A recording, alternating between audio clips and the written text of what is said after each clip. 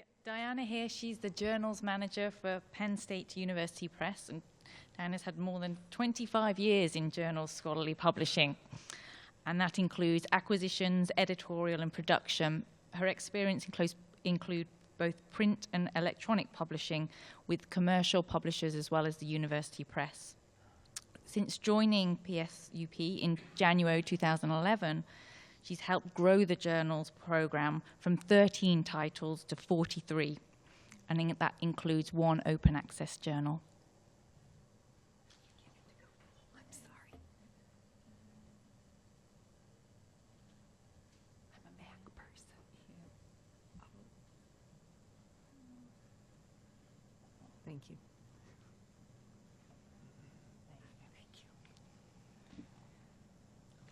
Thank you. I'm sorry, I'm a Mac person and I've forgotten everything of how to work a PC. I'm the journals manager at Penn State University Press.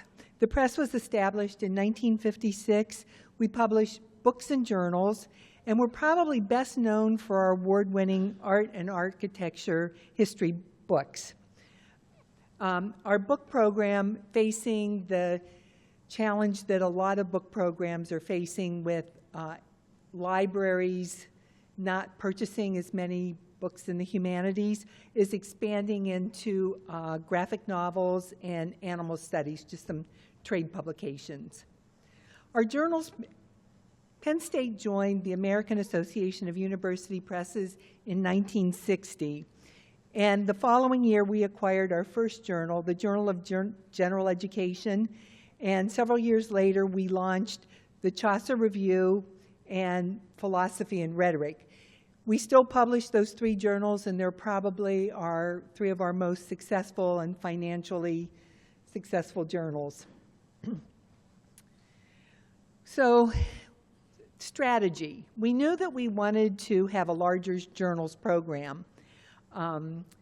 We are a university that we're mission-driven. With that being said, we still have to be mindful of our costs. We support ourselves by about 90%. We get 10% of our funding from the university.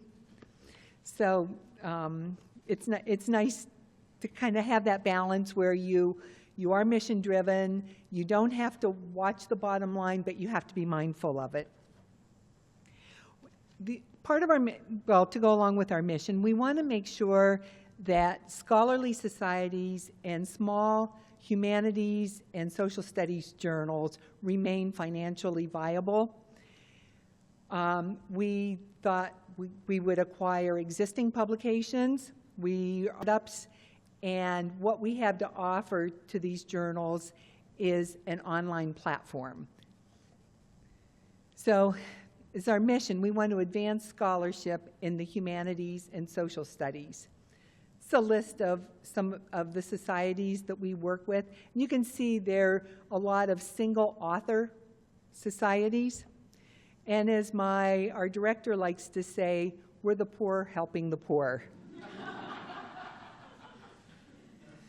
So our acquisitions history, in 2011, I joined the press, and we had 13 journal titles. In 2012, we increased it. We had 21, and then you can see, in 2016, we'll have 46 titles. So we were on quite an acquisition explosion. It started a lot with Barbara Cantalupo, who was a publisher for the Edgar Allan Poe Review. She was at our satellite campus, walked into my office and said, you know, I just can't do it all anymore. Would you be interested in publishing our journal? And I'm like, ooh, we want to expand. Yeah, this would be great. And there's a small little society that goes along with it. Shortly after, John Wiley was going to divest itself of its American literature collection. So they approached us and asked us if we would be interested in taking on the journals. There were 5 at the time. One had independently gone to Johns Hopkins. There was another Poe journal that decided they didn't want to be with another Poe journal at the same publisher. they went elsewhere. But we did get F. Scott Fitzgerald, Mark Twain, and Steinbeck. So previous to that, we had some literature titles, Chaucer and comparative literature. And our marketing manager and I decided that maybe we should go to the American Literature Association meeting. This is a meeting where a lot of these probably 100 of these small societies meet. They have their business meetings, they talk. So we thought, gee, since we have some titles, we have new titles, let's go see what this is about. Well, we had a shoestring budget, and I want to thank our marketing manager because she got 2 tables. She put together quite a few brochures, and she printed them out on our color copier. We took sample journals, and she made posters of our covers and put them out. And people came and went, wow, you must have a lot of marketing money, just because it was in color. And, but it really was very inexpensive to do, but it made a nice presentation. We also had what we call a flyer that said, why publish with us? Now, a lot of this is going to be, if you're a large society, if you're going with a commercial publisher, you wouldn't even think twice about editorial manager or having a manuscript submission system or having back issues digitized that could be or having DOIs that are deposited into Crossref or dark archiving. But these are things that we can offer these small societies. And just to step back, many of these societies or these journals are published out of university departments, and they're really a one-man show. The editor will do the peer review. He or she will do the composition. They will contract for the printing, and the copies will come, and they'll physically do the mailing. They may, yes.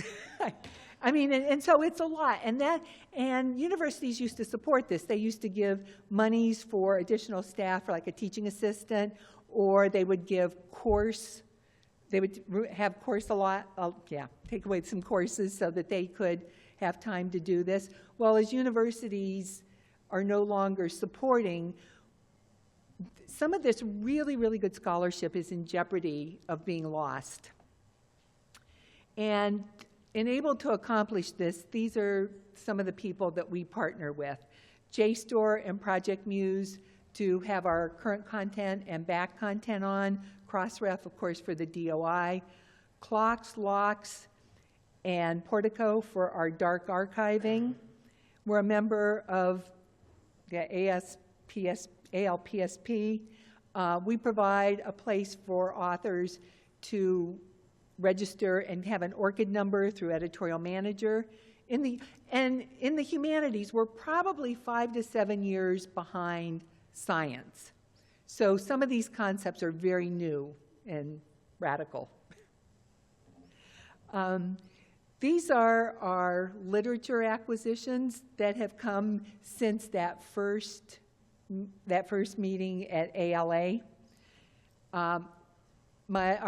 We were just at the conference last week, and the editor of the Arthur Miller Journal, after having a few glasses of wine at a reception, came up and threw his arms around me and said, "Thank you for saving my journal." Because he was one of those one-man shows that was in true jeopardy of being lost. At the same time we were acquiring in literature, we also started acquiring in religion, and this is a discipline that is dear to our director's heart. So we have Africana religions, Jewish ethics, world Christianity, and Wesleyan Methodist. Wesleyan Methodist came to us because they saw an ad in a journal, one of our journals that they subscribed to. They saw an ad that we published it, and they came and said, "Hey, would you like to publish our journal?" And you do the due diligence of how many subscribers you have, and so it's a nice little journal for us. We also did new journal startups. We worked with Penn State University, the Rock Ethics Institute, to do critical philosophy of race. We were approached because they heard our journals program was growing to do International Journal of Persian Literature, which will be next year. The Africana Religion Journal was one that was a new startup. Journal of Eastern Mediterranean Archaeology and Heritage Studies, that the editors came to us and said, hey, we have an idea for a journal. Here's our proposal. Would you be willing to publish it? And it's a gorgeous journal. If you ever get a chance to look just at the pictures, they're beautiful. Jewish Ethics was a new, and then we do a funny little journal called Preternature on the supernatural. It has some witchcraft, and it's fun. So these are our acquisitions of our existing that were existing. Funny story about Korean Language of America. Again, I was sitting at my desk, and the editor walked into my office, and she said, I'm looking for a printer. I just took over the journal. Our last editor was at Georgetown, and their press did the printing for them. Is this something you can do? And I said, well, that really isn't what we do. Would you be interested maybe in us publishing your journal? And here's what we can do. And I helped her. Sheridan Press was lovely. They printed their journal that year for them, and I made a proposal to their society. They have a small little Korean Language of America, American teachers. And the president has said that was, partnering with us was her major accomplishment of her presidency. So it was, it's just kind of funny how the humanities acquisitions are very, very different from the sciences. It's not quite, but almost a handshake. You know, refreshing.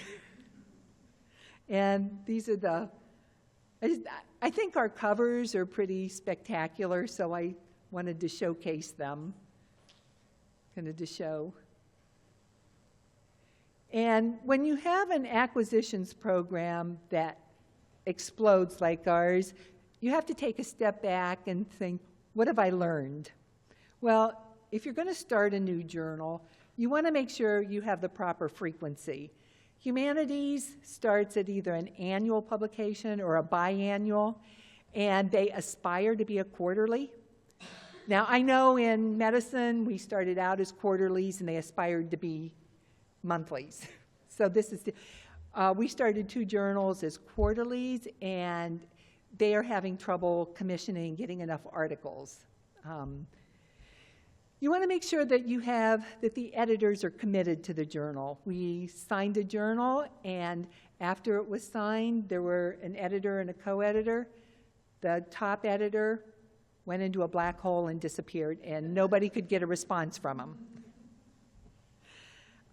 And you want to talk to your editors about their commissioning strategy for the first year and a half, 18 months.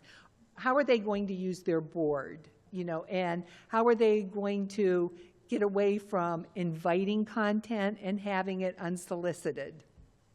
You know, because people can fall into the trap and they get really good content from really highly respected people in their field. But what happens when they no longer can keep attracting this content? And, you know, acquire carefully. You know, it was very easy for us to keep taking on more journals and more journals without realizing, you know, is our staff ready? Can we ingest this content? Is it in our core? You know, can we market it properly? Will we be going to the right conferences? Will libraries want to have it? We partner with JSTOR. We're in their current scholarship program, and we put both PDFs and XML or HTML. Again, it's a revolution to the humanities. They are just not familiar with the XML or the full text. And then for society-owned journals, they're used to only having, all their subscribers are members, and as a publisher, we rely very heavily on institutional subscriptions to cover our costs. Again, our pricing is You know, our journals are $125, $145 for an institutional subscription, you know, quite modest. But coming from a society, institutions, $50 or $45, they go, you're going to lose everybody. You can't have it that high. So it's a conversation worth having that they can no longer have the institutional members, and that we're setting rates that are comparable to what other journals are in the field, and you're not going to chase away your subscribers. Anyway, thank you.